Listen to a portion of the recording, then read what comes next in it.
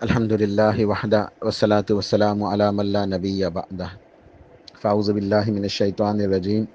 بسم اللہ الرحمن الرحیم کفا بالموت واعظا کفا بالموت واعظا کسی بھی انسان کی نصیحت کے لیے، اس کی اصلاح کے لیے، اس کے رجوع الی اللہ کے لیے، پلٹنے کے لیے، گناہوں سے واپس آنے کے لیے موت ہی ایک عظیم ترین نصیحت ہے۔ موت ہی کافی ہے۔ کفا بالموت واعظا، نصیحت حاصل کرنے والے کے لیے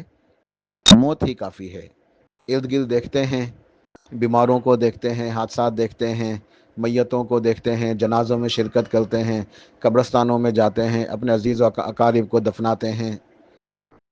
تو کسی بھی شخص کی اصلاح کے لیے، اس کی نصیحت کے لیے بس یہ موت ہی کافی ہے۔ کفا بالموت واعظا، یہ ایک روایت عمومی طور پہ بیان کی جاتی ہے، مگر اہل العلم کے یہاں جو ہے یہ اس میں اختلاف ہے کہ یہ حدیث ہے کہ نہیں، صحیح ہے، ضعیف ہے۔ بہرحال یہ حدیث صحیح نہیں ہے۔ بات بالکل صحیح ہے، کفا بالموت واعظا، یہ بات بالکل بھی صحیح ہے، لیکن یہ اللہ کے نبی علیہ الصلوۃ والسلام سے ثابت نہیں ہے، حدیث ثابت نہیں ہے، ٹھیک ہے۔ اس لیے میں نے یہ نہیں کہا کہ میں آپ کو حدیث سنا رہا ہوں، کیونکہ حدیث ضعیف ہے، لیکن بات بالکل صحیح ہے، کفا بالموت واعظا۔ اب اس کے بعد احادیث کی طرف آتا ہوں۔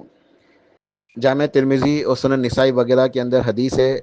سیدنا ابو ہریرہ رضی اللہ تعالیٰ عنہ وہ روایت فرماتے ہیں، قال رسول اللہ صلی اللہ علیہ وسلم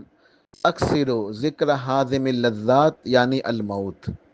اکثروا ذکر حازم اللذات یعنی الموت، اے لوگوں، لذتوں کو توڑنے والی اس موت کو کثرت سے یاد کرو۔ تم غفلت کا اگر شکار ہو، بہک گئے ہو، دنیا کی زندگی کو سب کچھ سمجھ بیٹھے ہو، تو تم کثرت سے اس موت کو یاد کرو، موت کا تذکرہ کرو، مرنے کو اپنے یاد کرو، قبرستانوں کی زیارتیں کرو، ہسپتالوں کی وزٹس کرو، ہسپتالوں کی زیارتیں کرو، وہاں جا کے مریضوں کو دیکھو، قبرستانوں میں جا کے قبروں کو دیکھو، تم نصیحت حاصل کرو۔ اکثروا ذکر حازم اللذات یعنی الموت، اپنے اس موت کو یاد کرو جو لذتوں کو توڑنے والی ہے۔ تم دنیا کی لذتوں کے اندر مگن ہو، دنیا کی رنگینیوں کے اندر کھوئے ہوئے ہو، یہ دنیا جو ایک دھوکہ ہے، وما الحیات الدنیا الا متاع الغرور، تم اس دھوکے کا شکار ہو تو اس موت کو یاد کرو تاکہ اس دھوکے سے نکل سکو۔ لذتوں کو ختم کرنے والی اور تمہیں احساس دلانے والی اس موت کو یاد کرو تاکہ پھر تم تہجد میں اٹھ اٹھ کے اپنے رب سے مانگو، استغفار کرو اور اپنے گناہوں کو معاف کراؤ۔ جامع ترمذی کے اندر ایک اور حدیث ہے، ان شداد بن اوس رضی اللہ عنہ قال قال رسول اللہ صلی اللہ علیہ وسلم الکیس من دان نفسہ وعمل لما بعد الموت والعاجز من اتبع نفسہ ہواہا وتمنى علی اللہ۔ بہت عظیم نصیحت ہے میرے لیے بھی، آپ کے لیے، ہم سب کے لیے۔ نبی علیہ الصلوۃ والسلام ارشاد فرماتے ہیں کہ الکیس من دان نفسہ، کہ عقل مند تو وہ ہے جو اپنے نفس کو، اپنے آپ کو کنٹرول کرتا ہے، اس کا محاسبہ کرتا ہے، اس کی فکر کرتا ہے، اور وعمل لما بعد الموت، اور موت کے بعد جو ایک زندگی ہے نا، آخرت کی زندگی، حساب کتاب، اس کے لیے عمل کرتا رہتا ہے۔ عقل مند وہ ہے جو اپنے مرنے کی تیاری کرتا ہے، اپنی موت کو یاد رکھتا ہے، اپنے نفس کو کنٹرول کرتا ہے، اور موت کے بعد کی زندگی کے لیے اعمال کرتا ہے، نیکیاں کرتا ہے۔ والعاجز من اتبع نفسہ ہواہا، اور بالکل عاجز ہے وہ شخص، بیکار ہے، بیوقوف ہے، وہ بالکل ہی بیوقوف ہے جو اپنے نفس کی خواہشات کے پیچھے چلتا ہے، اپنے نفس کی خواہشات کے پیچھے چلتا ہے، نفسانی خواہشات کے پیچھے چلتا ہے کہ میرا جی چاہتا ہے، زندگی گزارتا ہے اپنے نفس کی خواہشات کے مطابق۔ وتمنى علی اللہ، پھر اللہ تعالیٰ کے پر امیدیں رکھتا ہے کہ اللہ تعالیٰ اسے معاف کر دے گا۔ خود کوئی کوشش نہیں کرتا، نیکیاں نہیں کرتا، محنت نہیں کرتا، لیکن اللہ تعالیٰ بھی جھوٹی آرزویں، جھوٹی تمنائیں کرتا ہے کہ اللہ تعالیٰ اسے معاف کر دے گا۔ اللہ تعالیٰ تو ہے ہی معاف کرنے والا، لیکن اللہ تعالیٰ کسے معاف کرتا ہے؟ وَإِنِّي لَغَفَّارٌ لِمَن تَابَ وَآمَنَ وَعَمِلَ صَالِحًا ثُمَّ اهْتَدَىٰ۔ اللہ پاک نے ارشاد فرمایا نا کہ میں تو غفار ہوں، بہت زیادہ کثرت سے، مبالغے کا صیغہ، بہت زیادہ کثرت سے معاف کرنے والا ہوں، مگر کسے؟ جو توبہ کرتا ہے، جو ایمان لاتا ہے، نیک اعمال کرتا ہے، ہدایت کے راستے کو اختیار کرتا ہے۔ تو وہ شخص بہت ہی بیوقوف ہے، عاجز ہے، اور بہت زیادہ عقل سے گیا گزرا نا، بالکل عاجز بیوقوف شخص، تو جو اپنے نفس کے پیچھے چلتا ہے پھر اللہ تعالیٰ پہ جھوٹی آرزوئیں کرتا ہے کہ اللہ تعالیٰ اسے معاف کر دے گا۔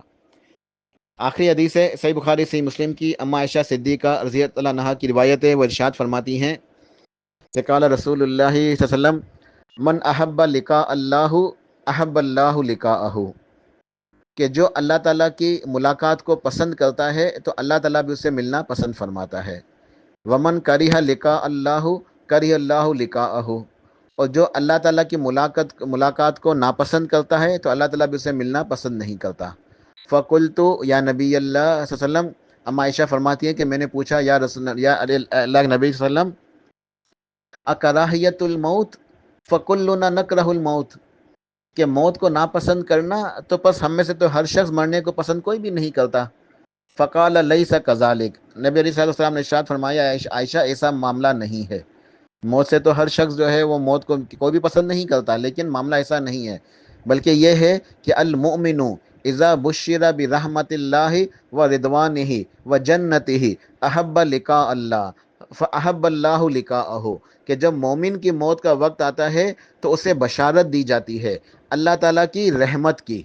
اسے خوشخبریاں ملتی ہیں، فرشتے نازل ہوتے ہیں بشارتیں لے کے، اللہ تعالیٰ کی رحمت کی بشارتیں وہ مومن پاتا ہے، وہ رضوان ہی اس کی رضا کی بشارت کہ اللہ تعالیٰ راضی ہے تم سے، وہ جنتی ہی جنت کی بشارت اسے مل جاتی ہے۔ احب لقاء اللہ، اب وہ جلدی سے مرنا چاہتا ہے کہ میری اللہ تعالیٰ سے ملاقات ہو جائے،